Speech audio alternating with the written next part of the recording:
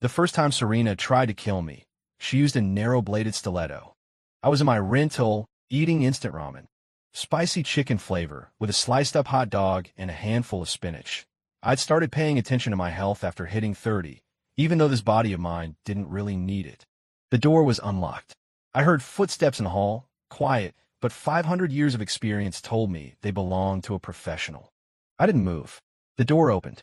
She stood in the entryway, wearing a beige trench coat, her hair pulled back in a ponytail, revealing the pale, delicate nape of her neck.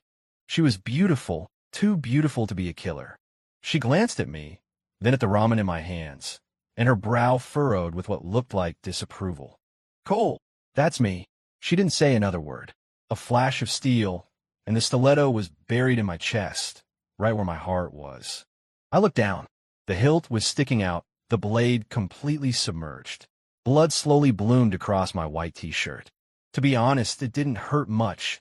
I've been stabbed so many times over the last 5 centuries. I'm used to it. I carefully placed the ramen bowl on the coffee table, afraid of spilling it, then looked back up at her. "Ma'am," I said, "that's a quick blade. Where'd you get it?" She froze. The expression that crossed her face was fascinating. First confusion, then disbelief, followed by a surge of alarm. She yanked the knife out, took 2 quick steps back, and dropped into a defensive stance. Blood dripped from the tip, my blood. She stared at the hole in my chest, waiting for me to fall. I didn't. The wound was already closing. In a few seconds, there wasn't even a scar left. I looked down at the hole and the bloodstain on my t-shirt and sighed. I'd only worn this shirt twice. Got it at Target for $25. "Could you maybe try a different method next time?" I said, pointing at my chest. This shirt was pretty new. Her expression shifted, not to fear but to focus. In that instant, a glint appeared in her eyes that I recognized all too well. It was the look of a hunter who's just realized their prey is far more interesting than they thought. "Interesting," she said, and she turned and walked out. That was 3 months ago. Now she's my wife. Part 2, let's be clear. I'm not a freak or a masochist. I married her because she set a trap, and I walked right into it. I've lived for 500 years. What haven't I seen? I've been a beggar and a general, a top scholar, and a wandering rogue. My last identity was a gambling kingpin in Las Vegas known as Ace. I won billions at the tables and made countless enemies. That's why for this life, I chose the identity of Cole, a 24-year-old community college grad working as a freelance graphic designer online. My apartment is a 6th-floor walk-up in an old building on the west side of Chicago. $1,200 a month, no elevator. My plan was to lie low for a few years, let the heat die down. But then the Tartarus Syndicate took the contract. $5 million for my life. The Tartarus Syndicate is the oldest guild of assassins in the game. Been around for at least 400 years. I met their founder way back in the 16th century. He was just a down-on-his-luck scholar who'd been wronged one too many times and went half-mad with revenge. I gave him a few pointers. Never thought he'd turn it into a global enterprise. He's long dead, but the Syndicate lives on, passed down from one generation to the next. Serena is their top assassin, codenamed Snow. After that first introduction 3 months ago, she came for me 17 more times. The second time it was poison. She posed as an Uber Eats driver and slipped a custom neurotoxin into my lunch. It was the kind of stuff you only hear about in spy novels. 1 drop could kill a bull. I ate it, thought the pad thai tasted a little off, and gave her a bad rating on the app. When she asked me later why I didn't die, I told her I had a sensitive stomach and probably just processed it quickly. The third time, she hit me with her car. I was crossing the street when she came barreling through in an SUV, doing at least 50. I flew 30 feet and broke 7 or 8 bones. She watched from the driver's seat, waiting for me to expire. I lay there for 5 minutes while my bones knit themselves back together. Then I stood up and gave her a little wave. She didn't drive off that day. She just sat in her car and stared at me for a full hour. The fourth time was a falling object. She dropped a flower pot from the roof of the building across the street, and it landed squarely on my head. I was out for a good 10 minutes. When I came to, she was standing over me, knife in hand, in the middle of slitting my throat. The second my eyes opened, she was so startled she dropped the blade.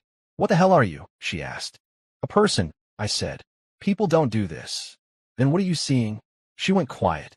She didn't try anything else that day. She just sat down on the curb next to me, and we watched the traffic go by. We sat there for a long time, until the sun went down. Finally, she stood, brushed the dust off her pants, and said, "I'll be back tomorrow." "I know," I said. "You're not going to run." "Run where?" I smiled. "If I run, you can't find me, and then you're out $5 million. I wouldn't want that on my conscience." She gave me a complicated look, then left. After the 17th attempt, she suddenly vanished. A whole week went by without a peep. I started to feel a little antsy. The first thing I did every morning was check the locks.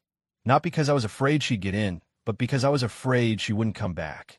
In 500 years of being hunted, she was the first assassin I actually found interesting. On the 8th day, I found her at the diner on the corner of my block. She was in jeans and a hoodie, no makeup, hair in a messy bun, sipping coffee. When she saw me, she waved me over. "Sit," she said. Set. She ordered 2 bowls of grits, one with salt, one with sugar, and pushed them toward me. "Which one's yours?" she asked. "Either one's fine. Pick one." I chose the savory one. She watched me, then pulled the sweet one toward her, took 2 bites, and put her spoon down. "My name is Serena," she said. "I know. What do you know?" "The Tartarus Syndicate's top assassin. Codename Snow," I recited. "Took a $5 million contract on me.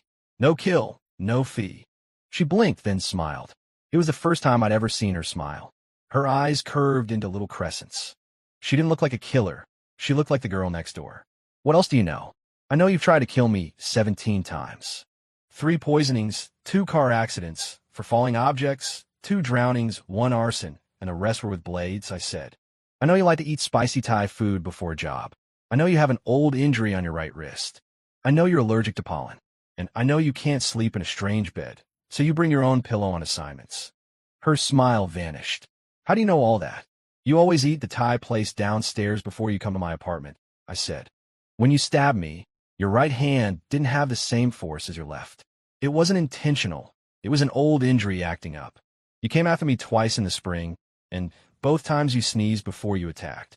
As for the pillow, the 3rd time you broke in, I saw a bit of floral pillowcase sticking out of your bag." She stared at me, her eyes turning cold and sharp again, the way a killer's should. "You've been watching me. You've been trying to kill me," I said. "We're observing each other. It's only fair." We were silent for a long time. The waitress came to collect the check. I paid $12 for 2 bowls of grits. Serena didn't move, just kept her eyes on me. "What are you?" she asked again. "You want the truth or a lie?" "The truth." "My name is Caleb," I said. "I've been alive for 500 years. I can't die." I expected disbelief. Most people don't believe it. But she just watched me, her gaze steady for a long moment, before nodding slowly. "No wonder," she said. "No wonder I can't kill you. You're not skeptical? I saw your bones mend after I hit you with a car. I watched you wake up after I poisoned you. I've put 17 different blades in your chest, and you're sitting here eating grits," she said. "I believe you." Then she stood up, walked over to me, leaned in, and whispered in my ear, "If I can't kill you, I'll have to find another way." That afternoon, she dragged me down to City Hall. Part 3 on our marriage certificate photo. Both of our smiles looked completely fake. She wasn't used to smiling, and I had no idea if I was supposed to. Outside the courthouse, she took both copies of the certificate.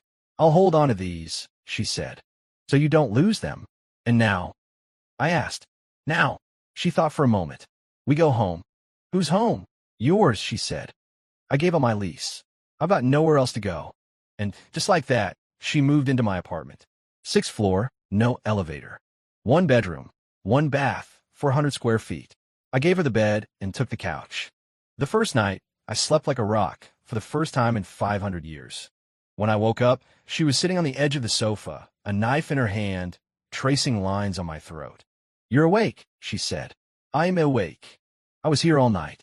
Couldn't bring myself to do it." "Why not?" She didn't answer. She put the knife away, stood up, and went to make breakfast. I could hear the sizzle of eggs in a pan and the sound of her humming. I lay on the couch, staring at the crack in the ceiling, a crack that had been there for 3 years because I was too lazy to fix it. But in that moment, I thought, maybe it's time to patch things up. Married life was more complicated than I expected. Every morning, she'd pour me a glass of water. A poisoned glass of water. Not the fast-acting kind, but a slow, colorless, odorless cocktail that no hospital lab could detect. She had a whole collection of recipes she'd gotten from who knows where, and she'd switch it up every day. I'd drink it in front of her, then offer a comment like, "This one's a little sweet today," or a bit of a bitter aftertaste on this one. "Did you switch brands?" She never got angry. She'd just sit across from me, watch me drink it, and then take the glass to the sink. Before bed, she'd practice her knife work. She had all kinds of blades: long, short, wide, narrow, straight, curved, sharpened to a razor's edge, or dull as a butter knife. She'd tell me to sit still, then she'd start stabbing.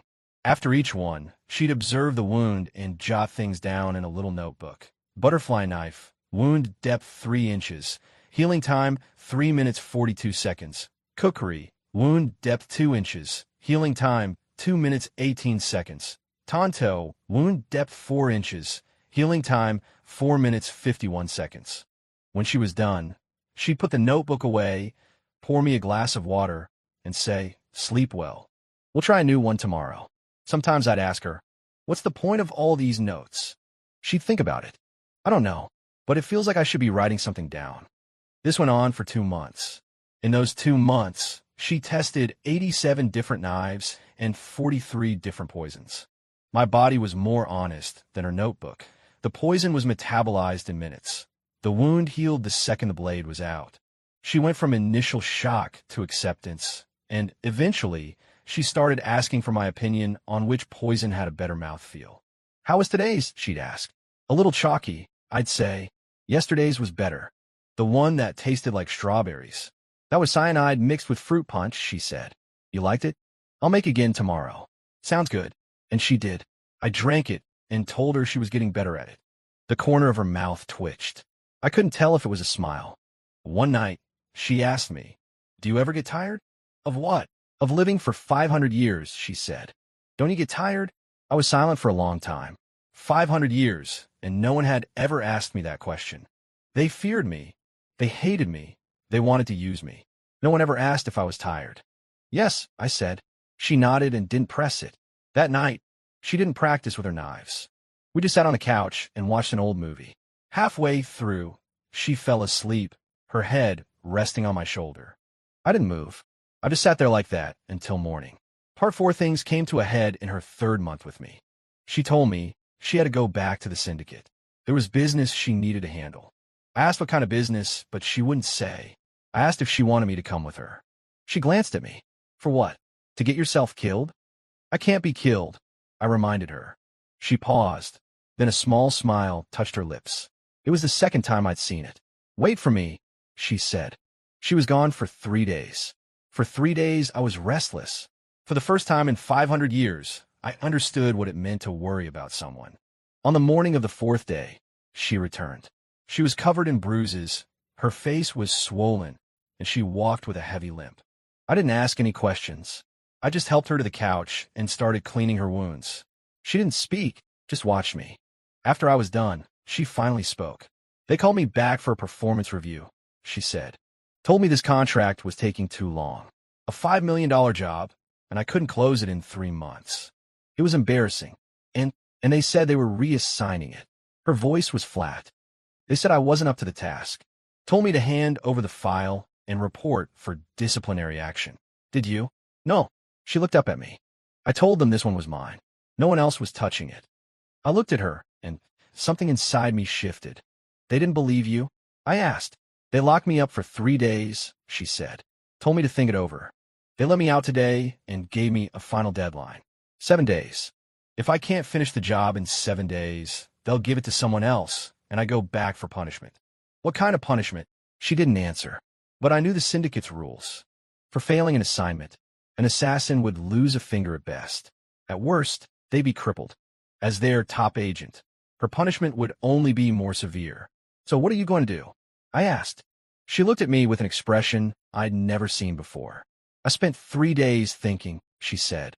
"And I realized one thing." "What's that?" "I can't kill you," she said. "Not because I'm not able, but because I don't want to." I was stunned. She kept talking, her voice so soft I could barely hear it. "I don't know when it started. Maybe it was when you drank my poison and told me it tasted good. Maybe it was when you let me stab you without ever flinching. Maybe it was when you sat perfectly still all night, just so I could sleep. I don't know, but I know I don't want to kill you anymore. What about your assignment? She didn't answer. She stood up and walked to the window, her back to me. You should go, she said. What? I said you should go.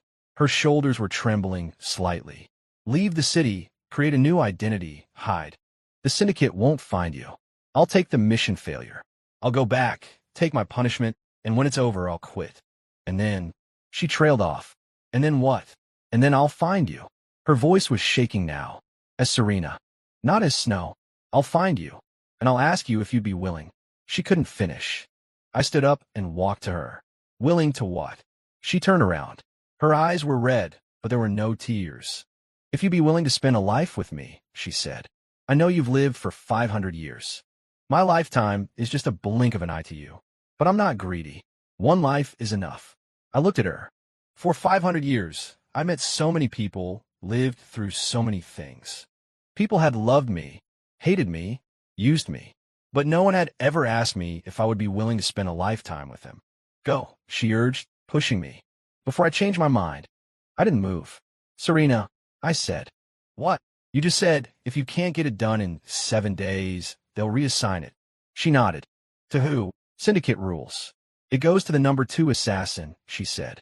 His name is Nighthawk. He's more ruthless than I am, and he'll come after me. Yes. While you go back for your punishment, lose a finger or get crippled. She didn't speak. And after all that, I'm supposed to hide. Nighthawk gives up. You quit, and then you come find me? She nodded again. I laughed. Serena, I said, have you ever heard the expression a total lose-lose situation? She just stared at me. I took her hand and pulled her toward the door. Where are we going? The Tartarus Syndicate, I said. Take me there. Part 5 The Syndicate's headquarters was a historic mansion on the west side of the city, hidden behind a gate with a private property, no trespassing sign. Serena led me through a series of hidden passages into the main hall. A group of people was gathered there. In the center sat a white-haired old man, the Syndicate's current director. Flanking him were his top lieutenants, with a few younger assassins standing in the shadows. When the director saw Serena, his expression darkened. Snow, he said. Why have you returned? I brought someone, she said. Who? Him. She pointed at me. Cole. My target. Every eye in the room turned to me. The young assassins in the corner started whispering. The director's brow furrowed. Absurd, he slammed his hand on the table. Bringing a target into headquarters during an active mission? Have you lost your mind? I haven't lost my mind, Serena said. I brought him here to tell you something. What is it? I'm dropping the contract. The room erupted. Several of the lieutenants shot to their feet. The assassins in the corner looked thrilled. A vacancy just opened up. The director's face was as dark as a thundercloud. Serena, his voice was ice. Do you know the penalty for abandoning a contract? Edo. And you dare to come here? Edo. She stood there, her back ramrod straight. I looked at her, remembering the first time I saw her at my door, beige trench coat, ponytail, a clean, swift strike. Then, she was the killer, and I was the target. Now, she was standing in front of me, protecting me. Fine, the director stood. As per the code, any agent who abandons a contract will have their skills stripped and be exiled from the syndicate. Proceed. 2 of the lieutenants started toward her. Serena didn't move. I took a step forward, placing myself in front of her. Hold on, I said. The director looked at me, his eyes filled with contempt. And who are you to say anything? I'm the thing you can't kill, I said, and the thing you can't afford to piss off. He scoffed. A target, daring to act tough in the heart of the syndicate. I'm not a target, I said. My name is Caleb. The name hung in the air, and for a moment, the hall was silent. A couple of the older lieutenants exchanged confused glances, but the younger ones had never heard it. The one they called Nighthawk, a man in his 30s with a cruel smile, stepped forward. Caleb, he said, never heard of you. You're too young, I said, but your mentor would have. Nighthawk froze. His mentor had been the previous Snow, and he'd been dead for a decade. So what if he did? He sneered. He's dead. Then ask his mentor. His face changed. His mentor's mentor was the Snow from 40 years ago. He was just then, a frail voice echoed from a back room. Let him pass. Everyone was stunned. The director's face paled, and he finally waved his hand. Nighthawk stepped back, his face a mask of resentment. I took Serena's hand and led her into the back room. The room was dimly lit. An old man sat in a wheelchair. He had to be at least 90, his face a roadmap of wrinkles, his eyes clouded. But when he saw me, they suddenly lit up. "It's you," his voice trembled. "It's really you. You know me?" I asked. "No," he said, "but my mentor did." "Your mentor?" "The director before this one. He died 40 years ago," he said. "Before he passed, he told me a story." "What story?" "He said that when he was a young man, a person appeared at the syndicate. That person held a token and made the director at that time kneel." I smiled. I remembered. "That was me," I said. 400 years ago, before your founder was even dead." The old man's hands were shaking violently. He pulled something from his coat. It was a wooden plaque with a single character carved into it. "The Oracle of Tartarus," he said. "It's been passed down for 400 years. Every director, on his deathbed, gives the same instruction. If a man ever appears with this token, the entire syndicate is to kneel and welcome him." He held up the plaque. It was the token I'd casually given that bitter scholar 4 centuries ago. I never imagined he'd turn it into their holy relic. "You have a token?" I asked. "Yes," he said. "Waiting for you." I held out my hand. He placed the plaque in my palm. The wood was dark with age, but the character was still clear, a simple A, for Ace, my last alias of note. I turned and walked back into the main hall. Serena was still standing there, surrounded by hostile faces. I walked to her side and held up the plaque. "Recognize this?" When the director saw the engraving, his face went white. He dropped to his knees with a thud, his voice trembling. "The 17th director of the Tartarus Syndicate pays his respects to—" He stopped, unsure what to call me. "Call me whatever you want," I said. "But right now, my name is Cole. Respects to Mr. Cole." "Don't bother." I cut him off. "Get up. I only have one thing to say." He stood, looking at me with terrified eyes. "Serena's contract is canceled," I said. "The money is non-refundable. Anyone with a problem can take it up with me." No one said a word. Nighthawk's face was livid, but he kept his mouth shut. "And one more thing." I tucked the plaque away. "From this day forward, she is no longer a member of the syndicate. She's with me. Anyone who touches her answers to me."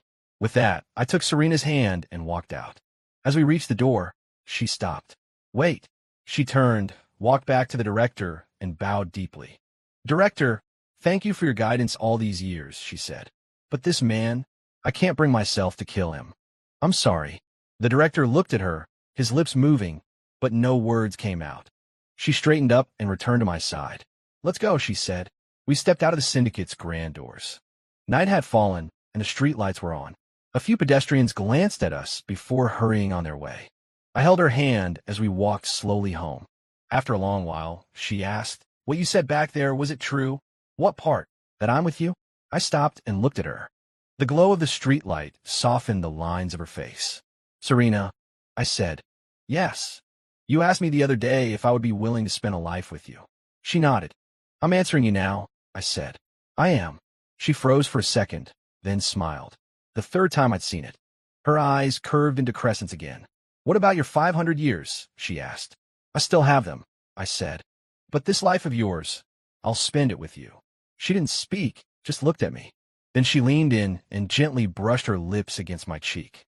"Come on," she said. "Let's go home." "What for?" "To poison you," she said. "I haven't tested today's new recipe yet."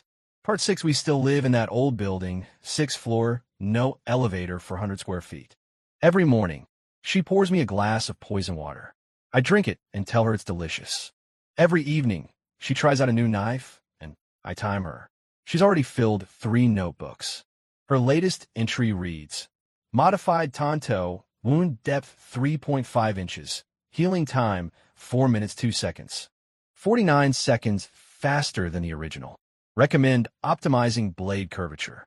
Sometimes I ask her, "What's the point of all this research?" She thinks for a moment. "What if there's someone else like you someday?" "There isn't," I say. "It's just me." "But what if?" I look at her serious expression and just let it go. Last month, she told me she wanted to move to a bigger place. I said fine. She said she wanted to get a cat. I said fine. She said she wanted me to move from the couch to the bed. I said fine. She glared at me. "Is it the only word you know?" I thought about it. Okay. She laughed and threw a pillow at me. I dodged, and it hit the wall, falling perfectly over her head. She pulled it off, her hair a mess, and looked at me with an expression I'd never seen before. I don't know what you call it. I lived for 500 years and was seeing it for the first time. That night, I finally moved from the couch to the bed.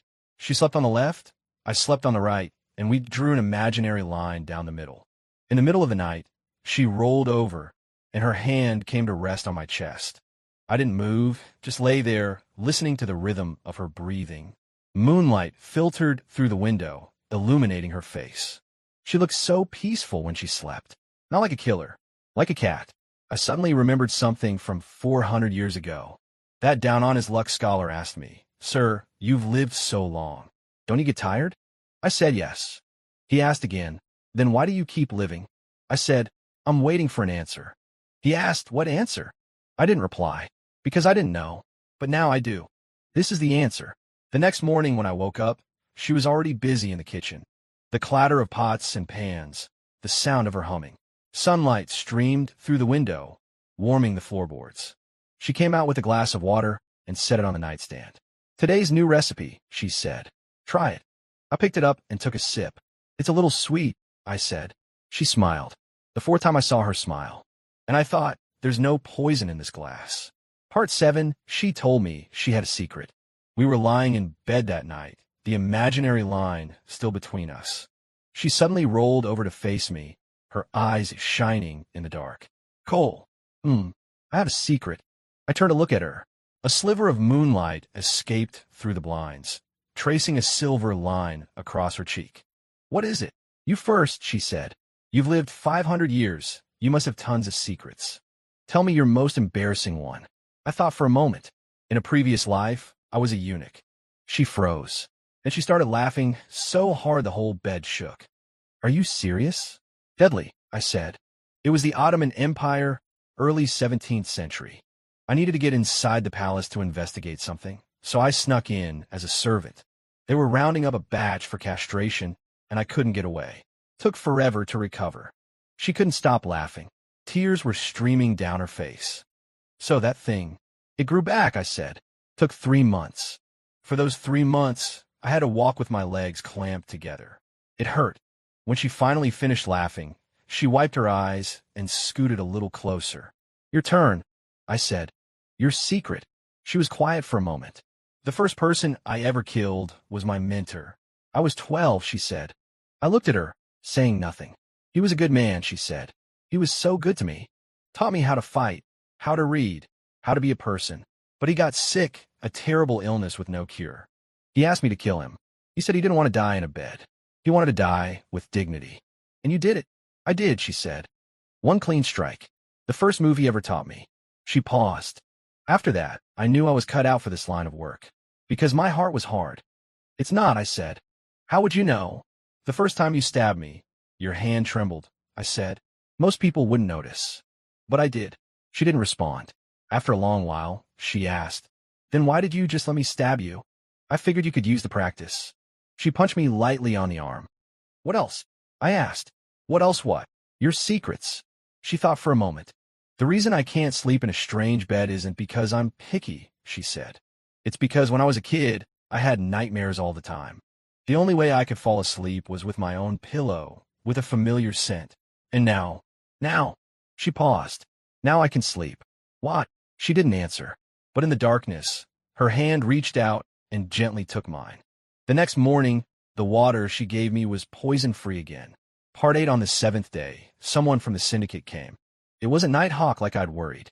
It was the old man, the one in the wheelchair, the former top agent from decades ago. He had someone carry him up the 6 flights of stairs. He was so out of breath, he had to sit by the door for 5 minutes before he could speak.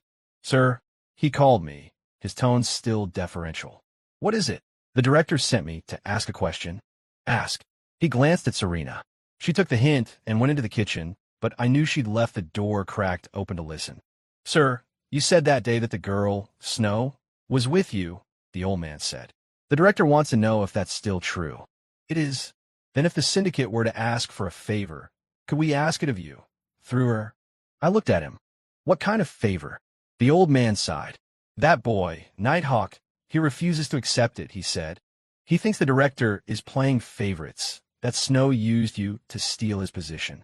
Yesterday, he gathered a group of followers and started making trouble, threatening to break away. Break away? The syndicate has been unified for 400 years, the old man said. The director can't control him. He was hoping you would intervene. Don't you have a token? The token is with you. I pulled the wooden plaque out and tossed it to him. Take it. Make them kneel. The old man caught the token and gave a bitter smile. Sir, the young people today, they don't believe in these things, he said. They say the token is a fake, that you're just a story we made up to scare them. They only believe in strength. I understood. You want me to give them a demonstration? We wouldn't dare ask, the old man said. But if you were willing, I stood up. Serena came out of the kitchen and looked at me. Are you going? She asked. Do you want me to? She thought for a moment. I grew up there, she said. I don't want to see it fall apart. I nodded. Let's go. Part 9 in the main hall of the syndicate. Two factions were at a standoff.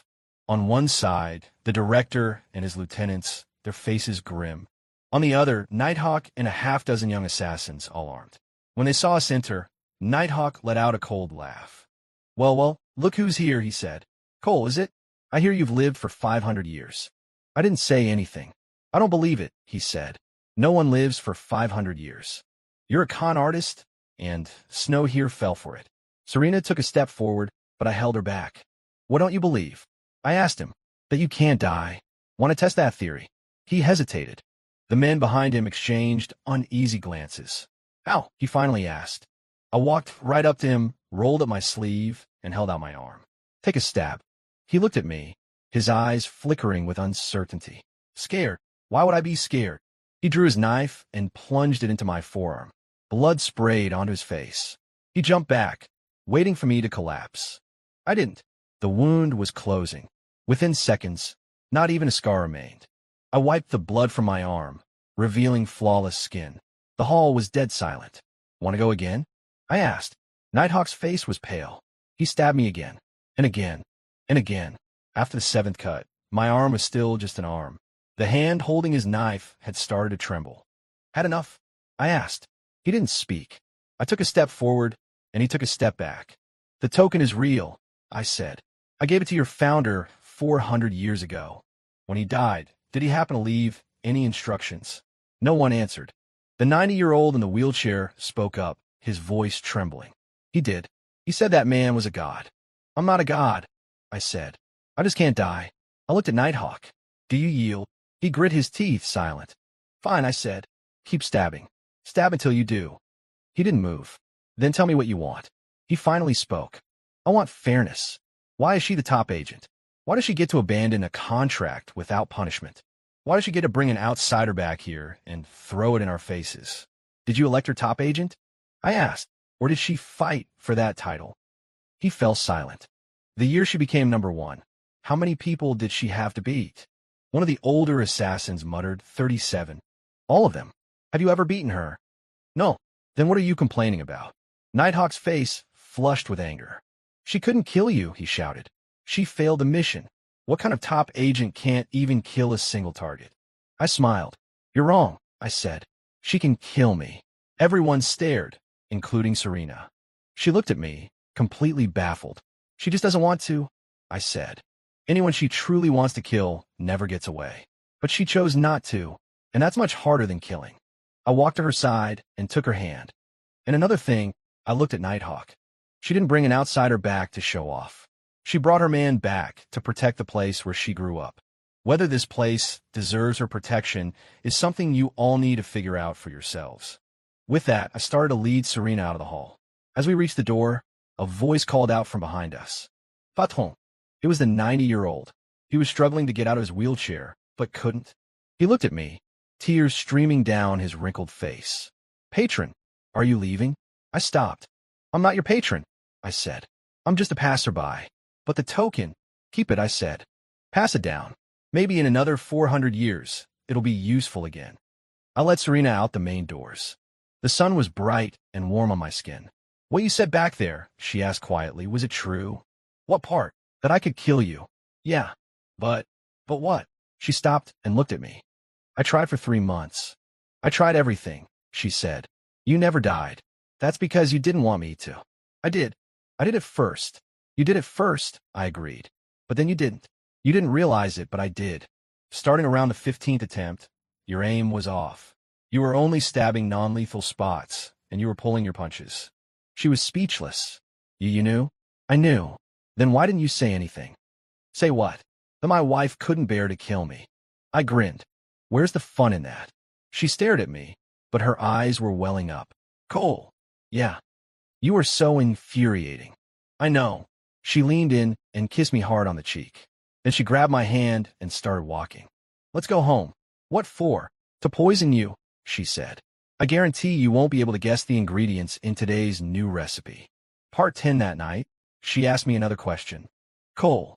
In 500 years, how many women have there been? I thought about it. I lost count. She rolled over, turning her back to me. Are you mad? No. I chuckled and gently turned her back to face me. I am kidding. Not that many. How many? Two, I said. You're the third. She didn't believe me. It's true. The first was in the 16th century. A nobleman's daughter. I saved her life. She came to see me once, in secret, before she was married off. What happened to her? She married, had a good life, lived to be over 60, surrounded by children and grandchildren. She wasn't smiling anymore, just staring at me with wide eyes. She was quiet for a long time. What about the second one? The 1920s. A suffragette. I helped her escape from the police. She went on to become a major activist, and I never saw her again. Did you love her? I don't know, I said. There wasn't time to think about things like that back then. What about me? I looked into her eyes.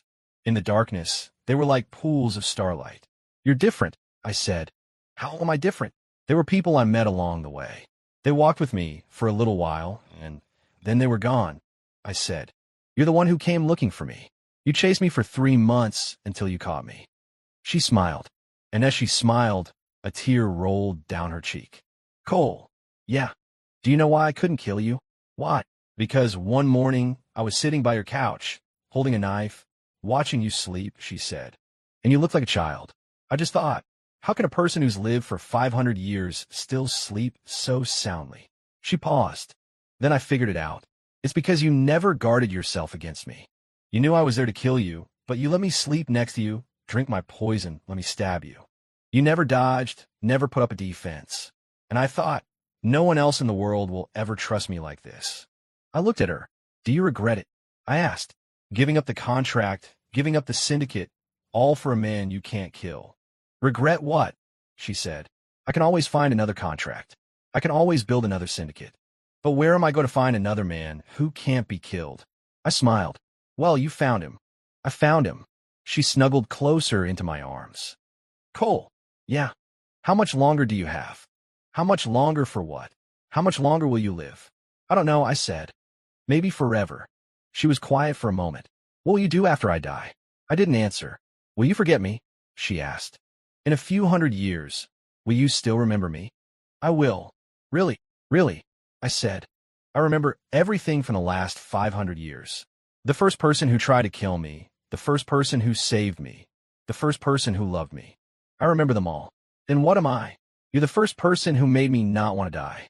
She didn't speak, but her hand gripped my shirt, holding on tight. After a long time, she said softly, Cole, I want to have a baby with you. I froze. What? So you won't forget, she said. No matter how many years go by, when you see him, you'll remember me. I looked at her. In the moonlight, her cheeks were slightly flushed. Do you know what that means? I asked. I know. I'll watch you grow old. I'll watch you die. Our child will grow old and die, and I'll still be here. I know. You're not afraid? She thought for a moment. I am, she said, but I'm more afraid of you being alone. That night, I didn't sleep for a long time. She lay in my arms, her breathing soft and even fast asleep. I looked at her, thinking about the long road I'd traveled, the people I'd met, the things I'd seen. From the 16th century to the 21st. Wars, plagues, life, and death. I'd seen it all, and I feared nothing. But in that moment, I was afraid. I was afraid of waking up one day and not having her beside me. Part 11, 3 months later, she was pregnant.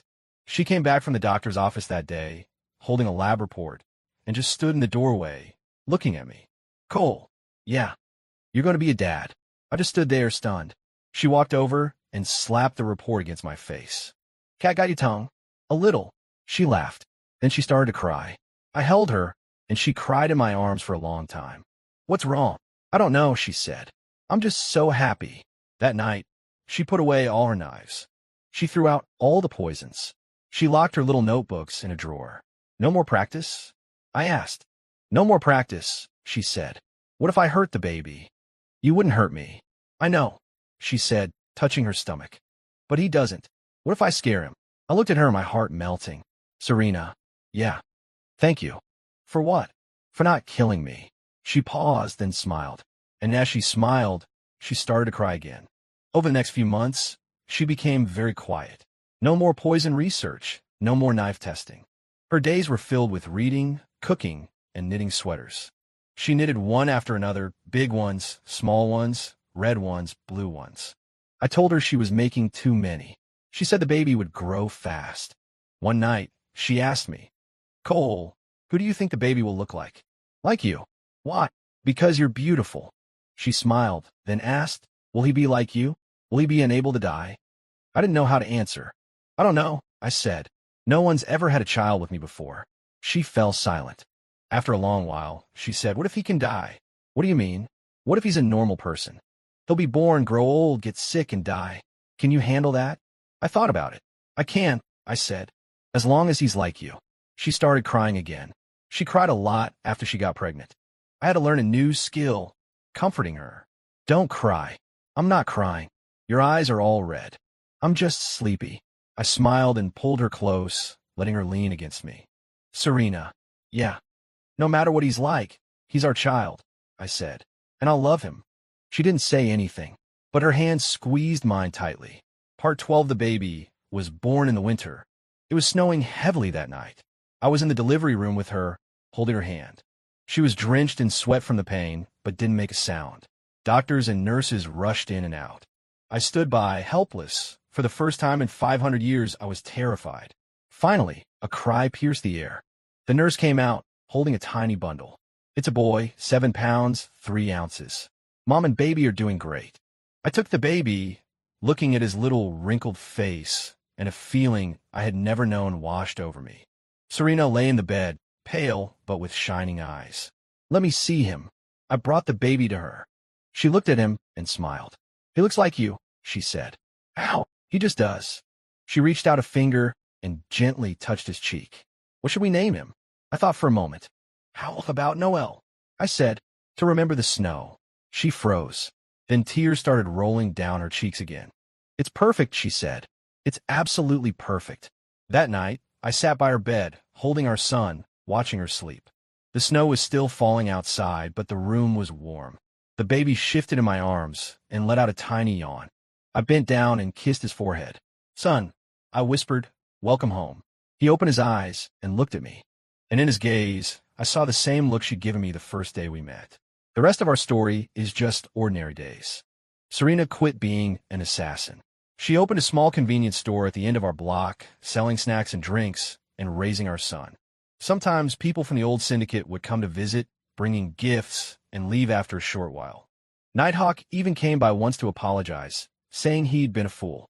Serena just poured him a cup of coffee and said nothing. Our son grew. He learned to smile, to crawl, to walk, to say mama and dada. The first time he said mama, Serena cried. The first time he said dada, she laughed. I watched her cycle through tears and laughter and felt that my 500 years had been worth it. Sometimes at night, after the baby was asleep, we'd sit on the fire escape and look out at the city lights. Cole, do you ever regret it? Regret what? Marrying me, she said. If it wasn't for me, you could still be free, go wherever you wanted. I looked at her. In the moonlight, I could see a few silver strands in her hair. No regrets, I said. Never. She smiled and leaned her head on my shoulder. I have one regret. The first time I stabbed you, she said. I was too rough. I should have been gentler. I laughed. It's okay, I said. It healed. She laughed too. And then she fell asleep. I carried her back inside, put her to bed, and pulled the covers over her. I looked at her peaceful face. After 500 years, I finally understood something. Being immortal wasn't a curse. It was a gift, because it was the only way I could spend a lifetime with her. The moon outside was full and bright, its light shining on the three of us. Me in the middle, her on the left, and our son in his crib on the right. This was what I wanted. This was the answer. Epilogue. When our son was 3, he asked me, "Daddy, why don't you get old?" I paused. Serena was nearby, watching, not saying a word. I thought for a moment, then knelt down to look him in the eye. Because Daddy has a secret. What secret? Daddy used to be all alone. And now I have your mommy, and I have you, I said. And that makes all the difference. He didn't quite understand, but he nodded. Will you stay with me forever? I will. Forever and ever. Forever and ever. He smiled and ran off to find his mother. I stood up and watched the two of them in the kitchen. Serena was cooking, and Noelle was helping, which mostly meant making a mess. The sound of their laughter and clattering pans filled the apartment. Sunlight streamed through the window, warm and bright. I suddenly remembered that scholar from 500 years ago asking me, "Sir, you've lived so long. Don't you get tired?" Back then, I didn't know how to answer. Now I do.